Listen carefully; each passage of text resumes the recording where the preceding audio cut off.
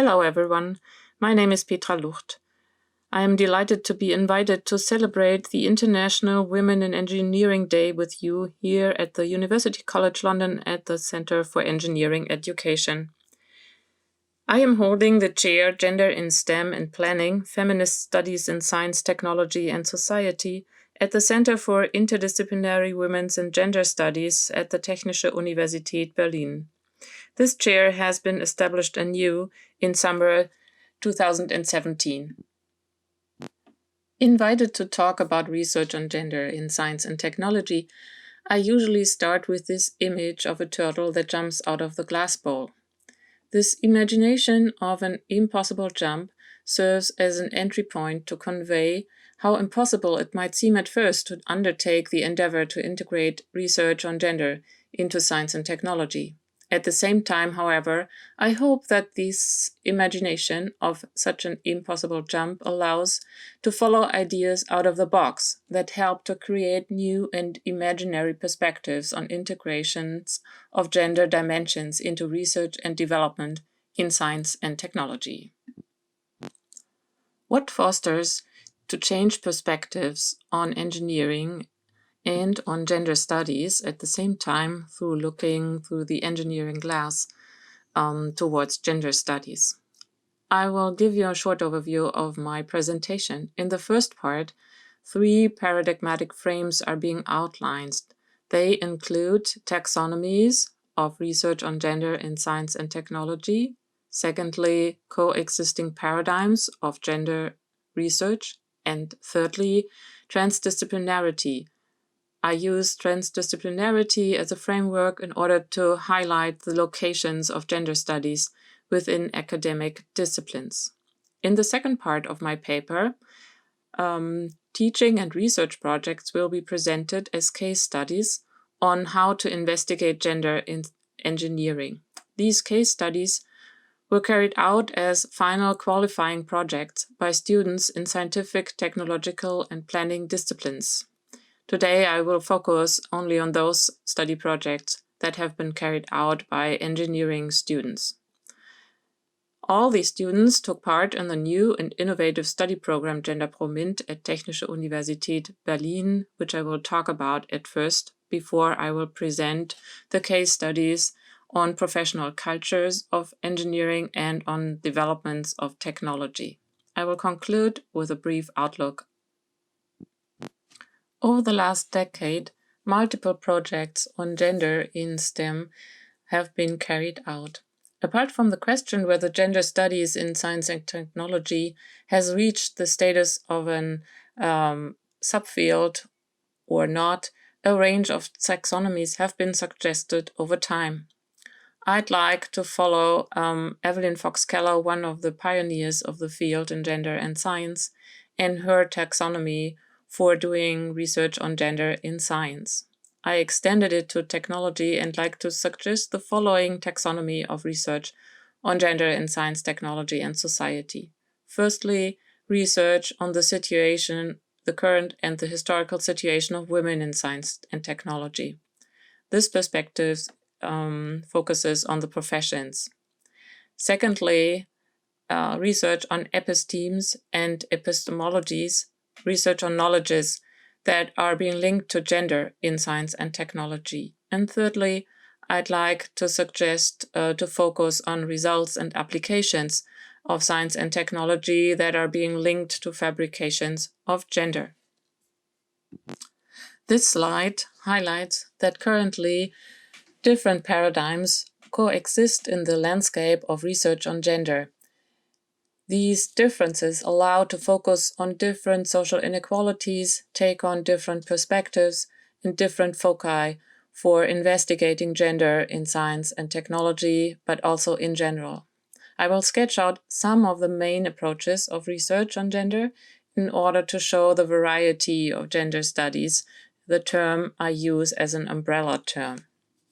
In reference to calls of the second women's movement, gender studies, or in the 70s, women's studies have been established gradually at universities. Borrowing a paradigmatic guideline of one of its pioneers, Maria Mies, this methodology, this new methodological approach of women's studies can be called of doing or described in doing research by women, with women, and for women. In the process of establishing more and more research projects and of gaining results on the conditions and fabrications of women's lives, a shift took gradually place in the 1980s and 90s. Research investigated the fabrication of relations between women and men, while taking these relations no longer as pre-given and fixed. Such research on gender was called gender studies or gender research rather than women's studies. Along with this shift, the distinction of sex and gender gained momentum since it proved to be productive for analyses of fabrications of gender through looking at historical, societal, and cultural contexts without relating these fabrications directly to an assumed fixed sex as a biological category. However, this very distinction between biological sex and cultural or historical gender often was still taken for granted, and gradually even this distinction became criticized at the beginning of the 1990s. Butler's prominent monograph Gender Trouble addressed that the very distinction between sex and gender needs to be questioned. The construction of sex was analyzed to a larger extent as a result of recurring processes of discourses on heteronormativity. One of the recent prominent shifts of foci of gender research took place during the first decade of the 21st century, namely the gradual integration of intersectionality, as Kimberly Crenshaw coined the term, of this research on gender. Taking up Black feminism, Crenshaw investigated how sexual and racial discrimination got interwoven for Black women. The metaphor of an intersection of streets is used by Crenshaw to describe that sexual and racial discrimination are neither independent nor do they accumulate. Rather, both forms of discrimination intersect with each other. Therefore, Black women experience structural discriminations at intersections of race and gender, and also of intersections of race, class, and gender. Finally, I'd like to point out what I mean by transdisciplinarity and referring to transdisciplinarity as a framework for carrying out gender studies in relation to science, technology, and practice. The first meaning of transdisciplinarity that I want to point at is that transdisciplinarity is being understood as cross-disciplinarity between the so-called two cultures within academia. The inner circle highlights STEM disciplines.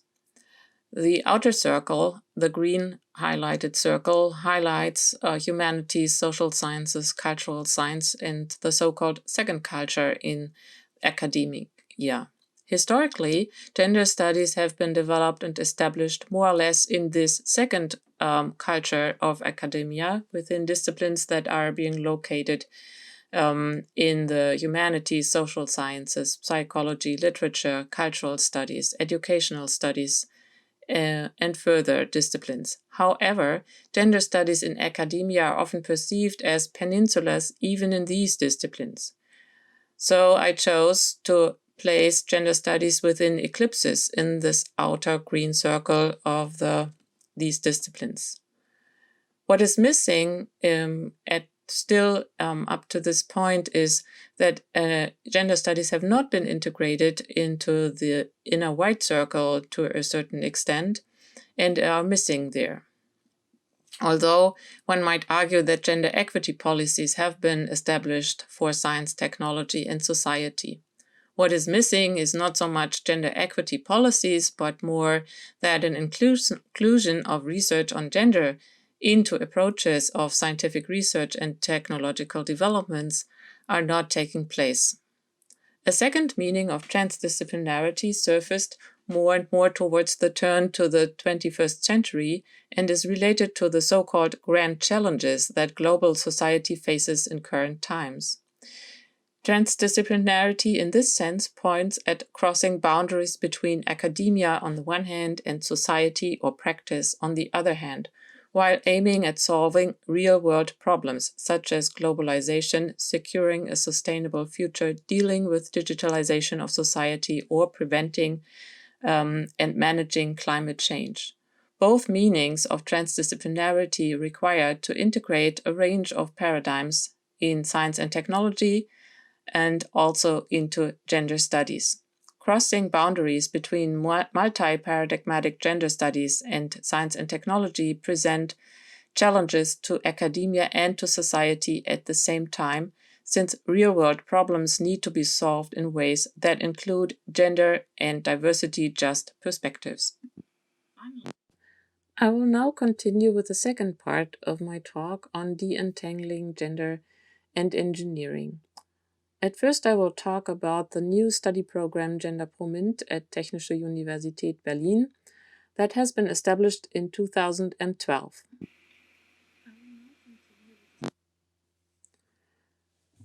Over the last decades, there has been a demand in the research arena that gender dimensions should be integrated into research, not only in the humanities and social sciences, as I have been shown before in the slide, but also into science and technology research and development. Therefore, also, the examples can be found in the Horizon 2020 program of the European Union, where it is demanded that gender and diversity should be included in all research areas, and that gender and diversity analysis should also be integrated into STEM education. In line with these demands, the German Research Foundation established research-oriented gender equality standards, and these standards include gender equality measurements, but also gender and inclusion of gender dimensions into research. At the Technische Universität Berlin, at the Center for Interdisciplinary Studies on Women and Gender, a new study program has been established as a response to these calls. And this program is offered exclusively to students in STEM fields. Bärbel Maus has been or is still the changing advocate for this program. She initiated it and developed it in a one-year lasting dialogue with different stakeholders at the university. She developed it and she coordinates it until today. If you are interested, you can take a look at the website of the study program.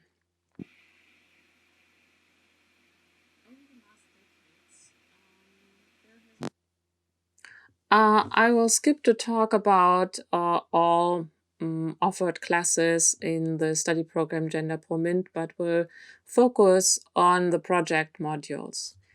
The project modules last one semester, 2 to 3 months. And during a project module, students in STEM fields can bring along tasks that have been assigned to them before in a STEM field. We discuss approaches in gender studies in relation to these assigned tasks in STEM fields. These tasks might be a bachelor thesis, a master thesis, or a seminar paper, or even a PhD thesis. Gradually, over time, more and more perspectives taken from gender studies are being explored in relation to the given problem at hand. In the final phase of a project module, ideally an integration of a gender studies perspective is being achieved, and the study project Gender Pro Mint is being outlined and worked on more in depth. In recent decades, many measurements have been taken to reduce structural barriers for women in STEM disciplines and in planning. However, becoming a member of an academic discipline or a professional field is not only formally but also informally significantly influenced by unwritten rules in everyday practices. In order to further investigate the persistence of social inequality in engineering, it is necessary to take a closer look at these informal mechanisms of inclusion and exclusion. The working world of female engineers in mechanical engineering is still considered male-coded. Lisa Henrys, a mechanical engineering student, wrote her bachelor thesis in a medium-sized company with which she contributed to improving the quality assurance of materials at the test bench. In retrospect, Henrys pointed out that and which forms of masculinity shaped the everyday practice of this professional environment. Highlighted here just by a snapshot of Lisa Henrys with 4 engineers in the company. If I can talk about this picture later in the discussion if you are more interested. Following Wendy Faulkner, Henrys was able to use her interviews and participant observations, which she had undertook during her bachelor thesis, to develop practice-oriented typifications of the creation of professional identities in engineering. This slide shows that she developed all in all 10 models for producing masculinities in engineering. Among these identities are the technician or the problem solver, as well as theory-oriented typifications such as the manager or the project leader. Based on her study project and this example, Henrys assigned a somewhat more gender-neutral identity to the role or identity of being responsible for quality assurance in engineering. She pleads for shifts in the symbolic structure of femininity and masculinity in engineering in order to realize gender-just practices. This slide points at another study project that's been carried out in the study program Gender Promint by a student from engineering. The student Mareike Okrawka analyzed from the field of medical or in the field of medical technology a study project she had carried out together with other students on developing a dynamic seat shell for wheelchairs for children who've been cerebrally paralyzed. Initially, the design for developing the study project or this for the group of students was aiming at pointing or locating the patients that would use the wheelchair, the cerebrally paralyzed children, in the center of the participatory design of this technology. She discovered over time and in retrospect that the patients got out of the view when this technology had been developed further. In her study project, she asked how and why this had happened. Her thesis, in the end, her final conclusion in the study project in Gender Promint was that Gender Promint and working on the problem again from a gender and diversity study perspective helped her to see that approaches that had been applied in developing this technology had neglected more and more stereotypes on gender and disability in the course of developing this technology. She argued that it is necessary to reflect over and over again during the development of a technology on given assumptions. With respect to disabled persons, she referred to Rush, and I'm quoting, "Oppression of people with disabilities comes about through historical notions of disability that results in well-intended practices like participatory design methods in technological developments. But social structures and norms are that powerful, and laws and unchallenged assumptions as well, that often, although best intentions were there at the beginning of such a project, they get out of sight over the time of carrying out the project. This slide shows and presents the third study project in Gender Promint that's been carried out by Wienke Tietz in 2016. Wienke Tietz developed her project as a cooperative project in engineering and in Gender Promint at the same time. We worked together in order to advise the student while carrying out this project. Students in engineering have to take a construction class, and this project was carried out as in part as within the construction class of engineering. Also, further criteria to develop this project have been developed within the Gender Promint study program. The idea was to develop a superhero girl, a figure that represents a rebel girl. Wienke Tietz constructed and wrote down a comic or a plot for this figure and how she became actually a heroine. She integrated perspectives from intersectional gender studies into the design of this figure. As you see, Rebel Girl is not a white person, but a person of color. She holds in her hand a mirror that does not allow herself to view herself in the mirror, but to see take on the perspective of those who encounter her as Rebel Girl.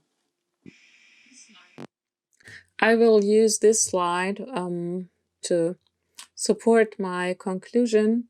I hope to have shown some examples to you of how gender studies can be integrated into STEM research, and at the same time how STEM fields may integrate gender studies. It takes time. In my experience, it takes 2 to 3 months to be able to mutually integrate these perspectives into one project. It requires also to become acquainted with taxonomies and paradigms of gender research. And what also is a prerequisite for carrying out such projects, in my point of view, is to acquire transdisciplinary competencies in order to be able to identify certain paradigms within gender studies research. And it also is a prerequisite to be acquainted with one's own discipline in very good ways in order to be able to identify which part of a research design or a design for technological development might be changed in order to integrate certain perspectives from gender and diversity studies. Thank you very much for listening. Thank you for your attention. You may contact me via email, follow me on Twitter, or get further information on my website at the Technische Universität Berlin. Also, you may take a look into a paper that my colleague Bärbel Maus and me have published in 2015 on teaching research-based gender competencies in STEM and on the study program Gender Promint at our university. Thank you very much.